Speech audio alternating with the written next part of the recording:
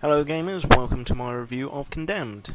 This first-person survival horror was released back in 2005 for the Microsoft Xbox 360 and a year later for Microsoft Windows. It has been released under two other names as Condemned Criminal Origins, and Condemned Psycho Crime. Condemned has you take the role of Ethan Thomas, an agent for the Serial Crime Unit, who is investigating a murder possibly linked to a case he is on.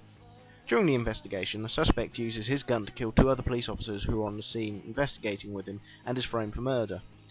Thomas now has to investigate the murder while avoiding the law and exploring condemned areas of the city.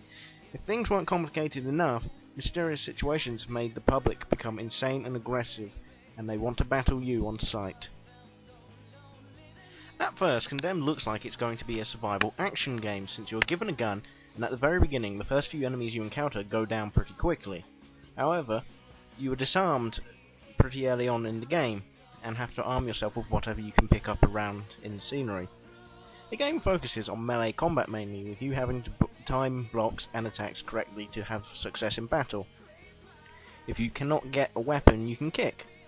Sometimes, after beating an enemy, you can perform a finishing move, which is only for effect.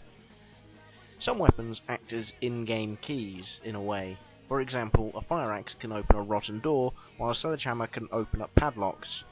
You can also have access to a taser, which stuns enemies and allows you to take advantage of the situation and get a few attacks in. You also carry a flashlight, which improves the visibility of the derelict areas. Occasionally, you will come across an enemy with a gun, which you can use after disarming them. However, all guns only have one clip of ammo, so shots have to be used wisely. Plus, you share your ammo reserve with your enemies, so you are forced to disarm them as quickly as possible. Once a gun has run out of ammo, it can be used as a melee weapon, but will break after so many hits. Every now and then you can investigate an area with your crime-solving equipment. Usually Thomas's instincts will alert you to some evidence nearby, however it is up to you to sweep the area. Evidence serves different purposes, from helping you find the next area in the level, or to adding to the story. There are a lot of various different methods, such as scanning for fingerprints and taking pictures. Just to let you know, I'll be explaining the controls for the Xbox version of this game. The analog stick moves your character around, while the right analog stick makes you look around. The A button is the action button, so therefore it allows you to pick up weapons, open doors, basically all your basic interactions. The B button toggles the flashlight on and off. The X button toggles between combat and investigation when in certain areas. The Y button checks how much ammo you have left in a gun. The left trigger blocks attacks while the right trigger initiates them. The left bumper allows you to shoot your taser, and the right bumper switches your gun when holding one between melee and fire mode. Pressing down on the left analog stick will make your character run faster, while the same with the right analog stick will make him kick out. It's difficult to tell whether this game's graphics are good or not. From what I can see, they are.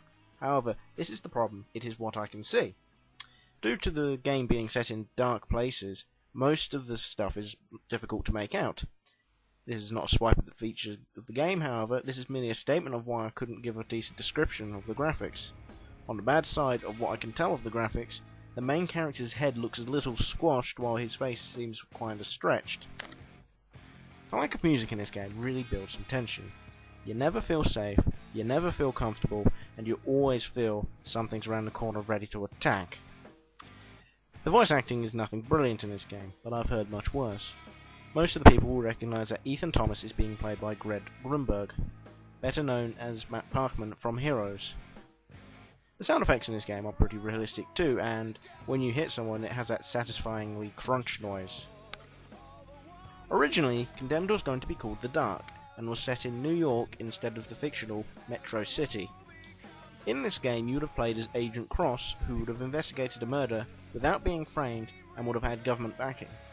Condemned managed to keep the supernatural feel that the player takes later in the game, although The Dark was a lot more extreme with the character utilising magic spells.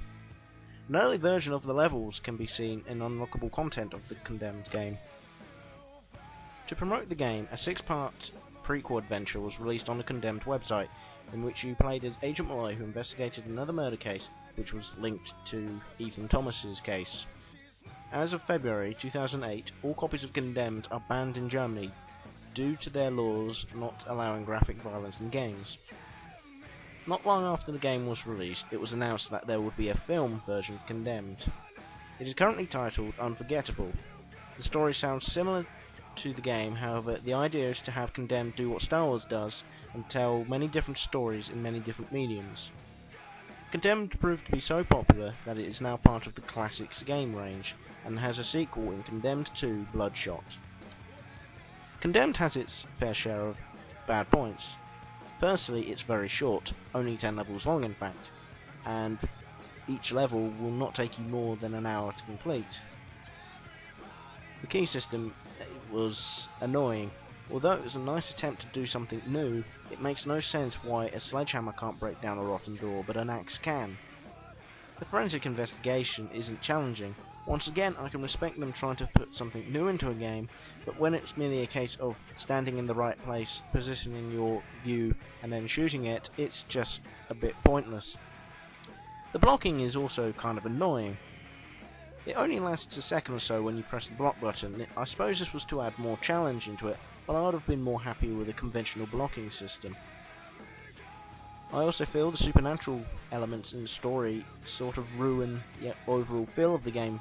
It was much better when it was just mysterious happenings rather than some weird going on the other side of the dimensions. That's me being sarcastic, by the way. There is no other dimensions.